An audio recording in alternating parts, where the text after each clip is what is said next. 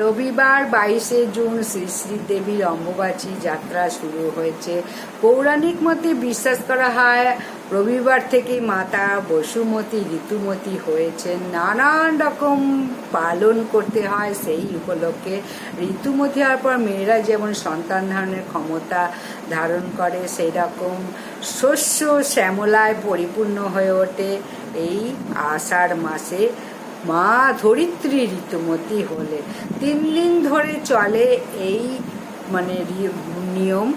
গৃহস্থ বাড়িতে অনেক নিয়ম পালন করতে হয় এই সময়, এবং এই সময় আরও অনেক খাবার খেতে নেই। যে খাবারগুলো অম্বুবাচী চলাকালীন ভুলেও খেতে নেই, আগেও বলেছি আবারও বলছি, ভালো করে শোনো।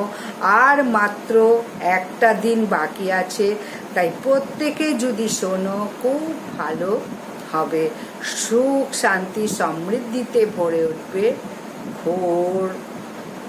অম্বুবাচীতে বলা হয় কিসের বার কিসের তিথি? আষাঢ়ের 7 তারিখ অম্বুবাচী। প্রতি বছর বাংলার আষাঢ় মাসেই অম্বুবাচী পালন করা হয় আষাঢ় মাসের 7 তারিখে। এই সময় প্রত্যেকের কিছু নিয়ম পালন করতে হয়। সন্ন্যাসী, বিধবা এবং যোগী বতীরা এই নিয়ম পালন করে থাকে। তাই গৃহস্থ মানুষদেরও বেশ কিছু নিয়ম নিষেধ মানতে হয়, তা নাহলে সংসারে নানা প্রকার অমঙ্গল ঘটতে পারে। নানান রকম খাদ্য খাবারের বিধি নিষেধ কী করতে হবে সেটা একটু অবশ্যই শেষ পর্যন্ত ভিডিওটা দেখো। তাহলে কি কি মাঙ্গলিক কাজ নিষেধ সেটাও বলবো। কোনো বাড়িতে পুজো পাঠ যখন করবে, সমস্ত দেবী শক্তি মঙ্গল ঘর থাকলে লাল কাপড় দিয়ে ঢাকা দিয়ে দাও এবং পুজো পাঠ করো, ভোগ দাও, ধূপ দীপ জ্বালাও এবং অম্বুবাচী নিবৃত্তি হওয়ার পর সেই লাল কাপড় সরিয়ে দেবী মূর্তিকে গঙ্গা জল দিয়ে ভালো করে স্নান করিয়ে তারপরে আবার পূজা করো। পৌরাণিক মতে 51 পীঠের মধ্যে এই কামাখ্যা পীঠে যোনি অংশ পড়েছে সতী পীঠের। এই একে তন্ত্র সাধনার অন্যতম পীঠস্থান এই কামাখ্যাকে বলা হয়। ধরিত্রী মাতাও স্বয়ং অশুচি থাকে এই 3 দিনে। ব্রহ্মচারী, সাধু, সন্ন্যাসী, যোগী, পুরুষ, বিধবা মহিলারা অশুচি ধরিত্রীর উপর রান্না করতে পারে না, কোনো গরম জিনিস খেতে পারে না, ফলমূল মিষ্টান্ন এইসব খেয়েই দিন কাটায়। এখনো পরিবারে বয়স্ক বিধবারা এই রকম ব্রত পালন করে থাকে। ঋতুমতী ধরিত্রীর ওপর খাদ্য বানাতে পারে না বলে আগে থেকে অনেকে খাবার বানিয়ে রাখে, কিন্তু বাসি খাবার খাওয়া উচিত না। তাই বেশিরভাগই লোক ঠান্ডা খাবার খেয়ে এই 3 দিন কাটায়।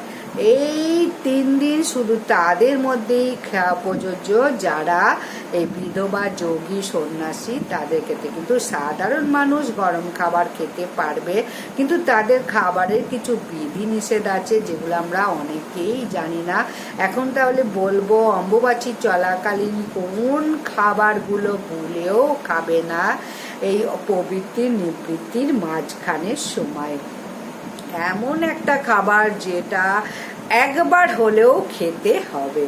অম্বুবাচী চলাকালীন শাক ভুলেও খাবে না। সাধারণত বিক্রি হয় না, কিন্তু বিক্রি হলেও ভুলে খাবে না। শাক খেলে নানান রকম পেটে রোগ দেখা দেবেই দেবে। সারা বছর রোগ জ্বালা যন্ত্রণায় ভুগতে হবে। বেশিরভাগ ক্ষেত্রে বলে যে অনেক রকম শাক আছে লতানো, সেগুলো উপড়ে না আনলেও তোলা যায়, কিন্তু এই নির্দিষ্ট সময় 3 দিন শাক জাতীয় ভুলেও খাবে না, নানান রকম বদহজমও হতে পারে। তাই অম্বুবাচী চলাকালীন শাক খাওয়া থেকে বিরত থাকতে হবে। আর এই দ্বিতীয় হচ্ছে কারোর থেকে রান্না করা জিনিস খাবার যদি দিয়ে থাকে সেই খাবার ভুলেও কেউ না। এই অম্বুবাচীর সময় অশুভ শক্তি প্রভাব বিস্তার হয়। যে রান্না করে দিয়েছে সে কোন সংকল্প নিয়ে মনের ইচ্ছা নিয়ে রান্না করেছে সেটা বোঝা মুশকিল। তাই সেই সময় বলবো পুরো পরিহার করাই উচিত, খাবার খাওয়া উচিত না। মানুষের মনে নানান রকম টুকটাক টোটকা এই সময় করে থাকে। তন্ত্র সাধকরাও এই সময় নানান রকম তান্ত্রিক সাধনা করে। বাইরের খাবার ভুলেও খাবে না অম্বুবাচী চলাকালীন, কেউ দিলেও খাবে না। মাত্র এই 3টে দিন সাত্বিক আহার বা নিরামিষ আহার গ্রহণ করলে পরিবারের মঙ্গল হয়, নানা প্রকার রোগ জ্বালা যন্ত্রণা থেকে মুক্তি পাবে। এরপর বলবো আরেকটি খাবার, সেটা হচ্ছে দই। অম্বুবাচী চলাকালীন দই জাতীয় জিনিস কিন্তু খাবে না।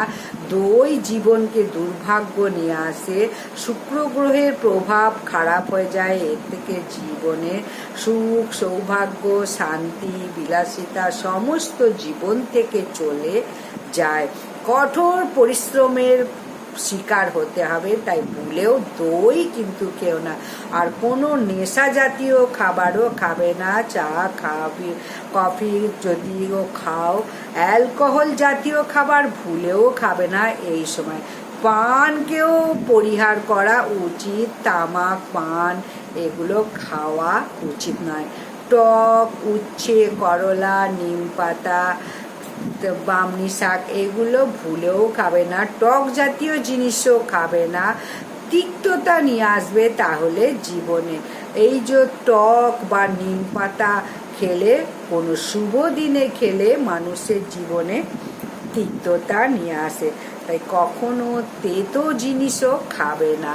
তাই প্রত্যেকে বলবো এই সময় তেতো জাতীয় খাবারও বর্জন করো। এই 3 দিন সময়ের মধ্যে একদিন ফলাহার করলে খুব শুভ।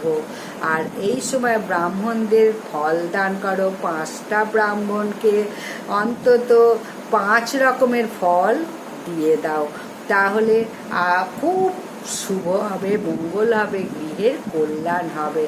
আর বিধবা কোনো মহিলা যদি অম্বুবাচী করে তাদের ফল মিষ্টি অবশ্যই দান করো, তাহলে দুর্ভোগ কেটে যাবে, প্রচুর অর্থ যোগ আসবে 10 দিক দিয়ে। মা কামাখ্যার সব সময় সদয় হবে পরিবারের ওপর। অম্বুবাচী চলাকালীন এই একটি খাবার অবশ্যই 3 দিনই সেবন করতে পারো।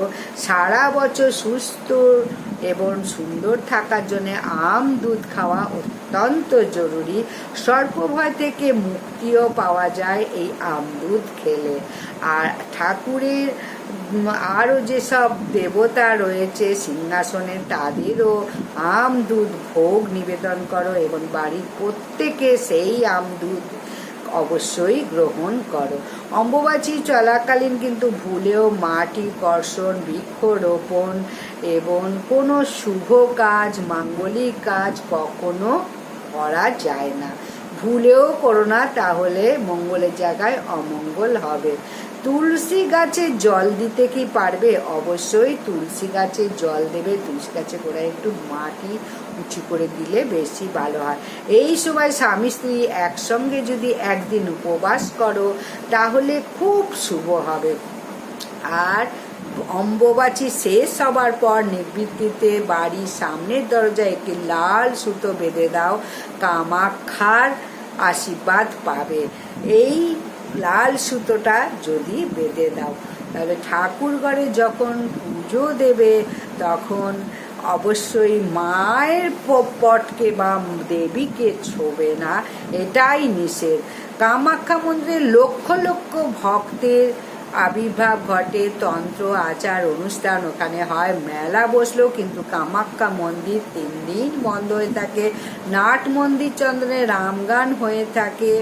অসমের বাসিন্দা নীলাক্ষী বর্মা বলছে বহুদিন আগে এই মন্দিরের দরজা নিজে থেকে বন্ধ হতো, নিজে থেকেই তিথি ছাড়ার পর নিজে থেকেই খুলে যেত। এটাও শোনা যায় তিথি শুরুর নতুন বস্ত্র দেয়া হতো এবং 3 দিন পর সেই বস্ত্রের রং আর সেটা রংটা থাকতো না, লাল রং হয়ে যেত। এখন এগুলো আর দেখা যায় না। যুগ পরিবর্তনের সঙ্গে সঙ্গে সমস্ত পরিবর্তন হয়ে গেছে। এখানে কামাখ্যা মন্দিরে প্রসাদ স্বরূপ লাল ভেজা বস্ত্রই ওখানে দেওয়া হয়।